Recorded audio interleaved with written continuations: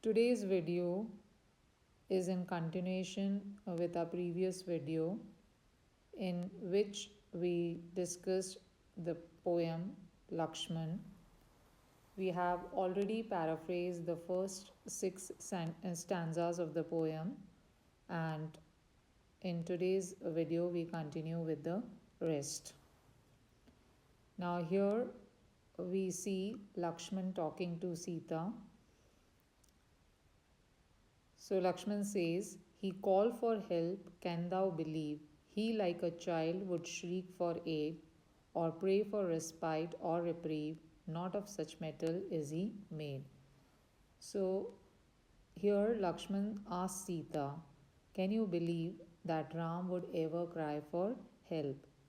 He says that would Sita believe that Ram would cry like a child for help?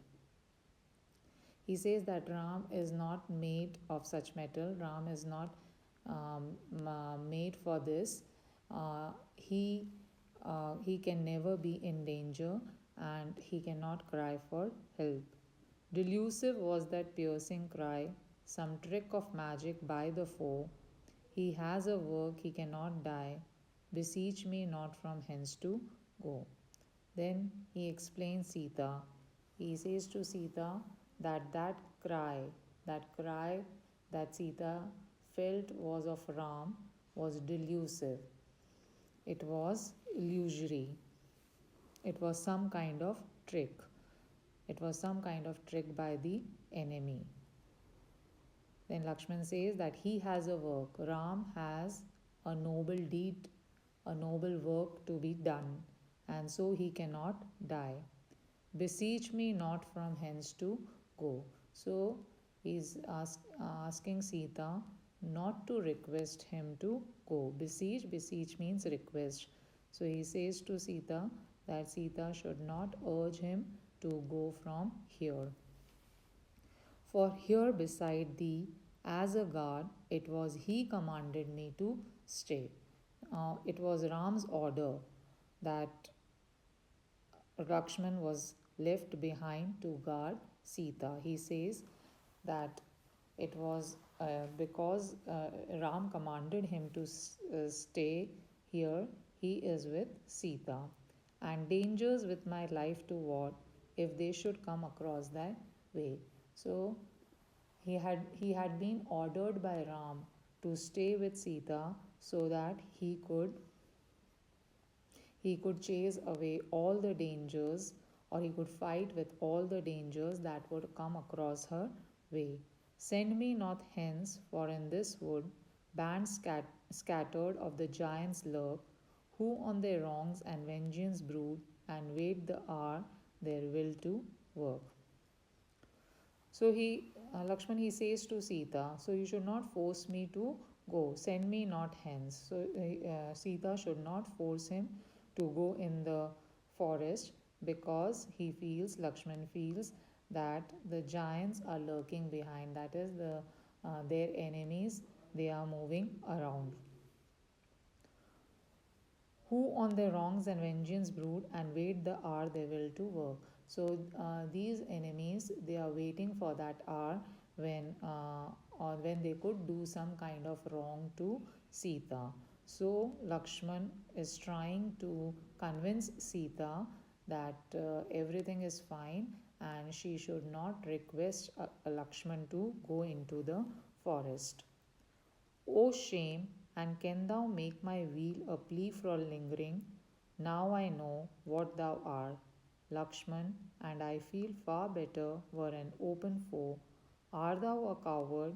I have seen thy bearing in the battle fray, where flew the death fraught arrows keen, else had I judged thee so today.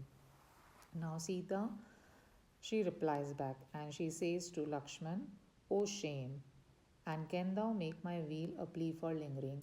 So she says to Lakshman that he should be ashamed, because he is making all kind of excuses. He's making all kind of excuses for the delay.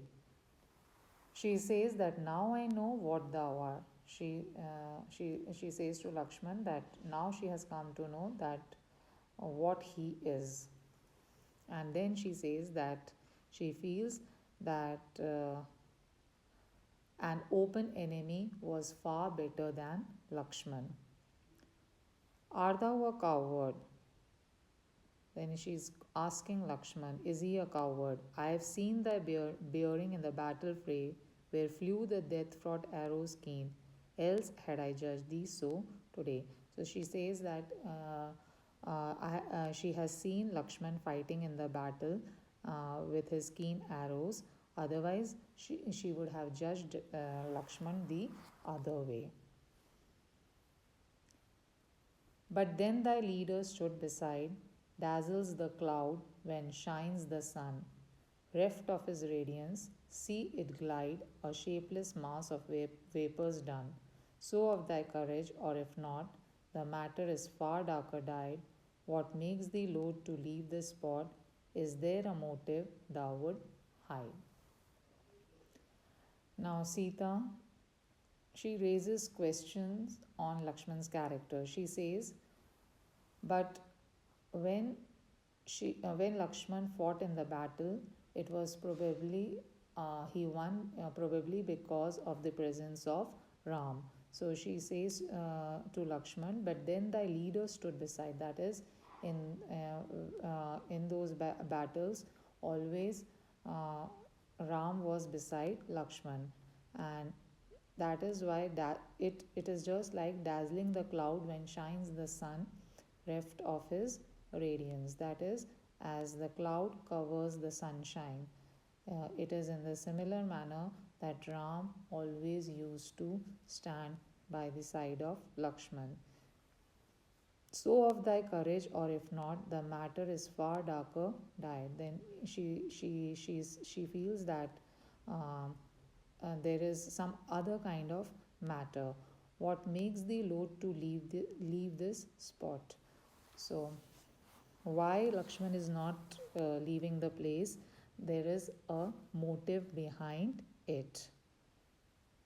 And then Sita, she says to Lakshman, he perishes, well, let him die. His wife henceforth shall be mine own. So Sita now she says to Lakshman that Lakshman has got some kind of motive, and probably it is that when Ram dies, Lakshman would want him to die so that afterwards his wife could be his. That is, his wife henceforth shall be mine own. So Lakshman, maybe he's intentionally not going to in the forest, so that when Ram dies, uh, Sita would be his. Can that thought deep embedded lie within thy heart's most secret zone? Search well and see, one brother takes his kingdom, one would take his wife. So Sita, she is accusing Lakshman of carrying on such sinful thoughts, and she says to Lakshman that maybe he has a different plan. He has a plan that after Ram dies, he would take away Sita. She says that one brother of Ram has taken away his kingdom, and the other, that is Lakshman, would take away his wife. A fair partition, but it makes me shudder and abhor my life.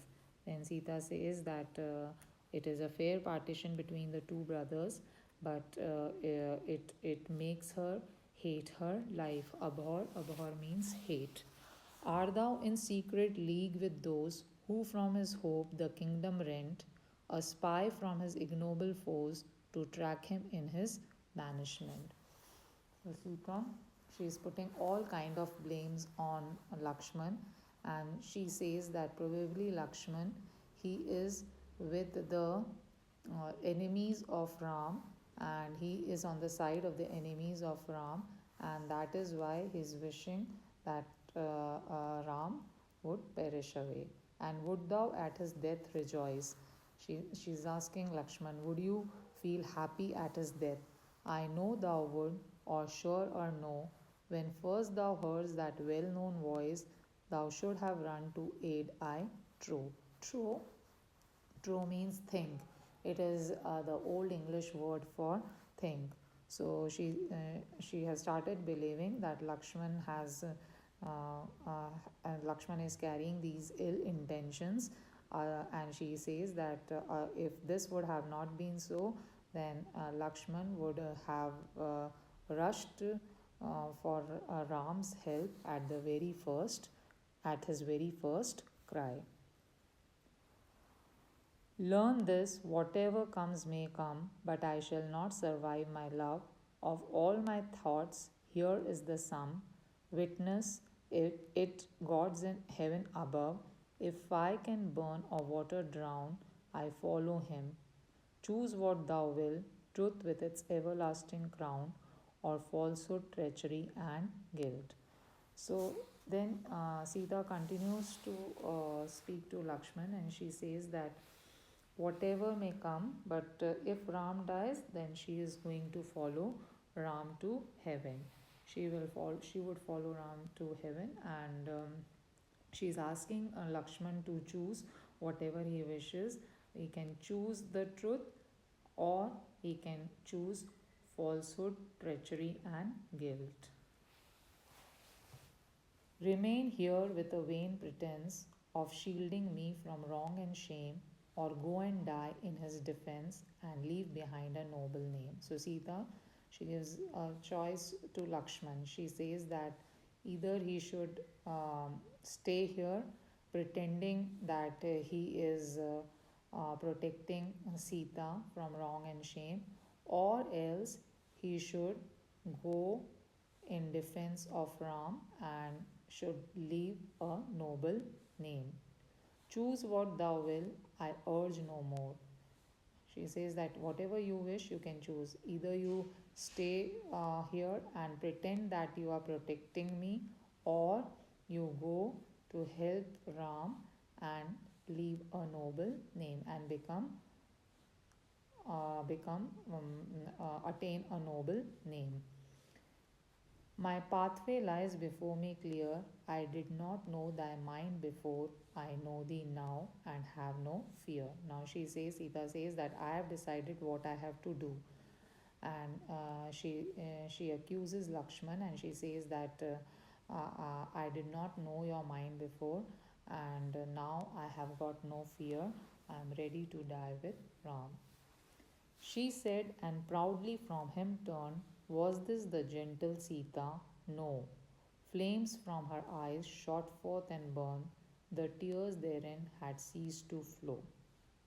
Hear me, O Queen, or I depart. No longer can I bear thy words. They lacerate my inmost heart and torture me like poisoned swords. So Sita said all this, and then she proudly turned from him. And was this the gentle Sita? No, Lakshman began to think. Was this the gentle Sita? He could not believe. He could not believe Sita talking to him in this manner. So he questions himself, was this the gentle Sita? Flames from her eyes shot forth. That is Sita. She was in a state of anger, and the tears had stopped flowing from her eyes. Then Lakshman, looking at this state of Sita, he turns to Sita and says to Sita, hear me, O Queen, or I depart. So he says to Sita that you should listen to me before I depart, before I go. Or means before I go. No longer can I bear thy words.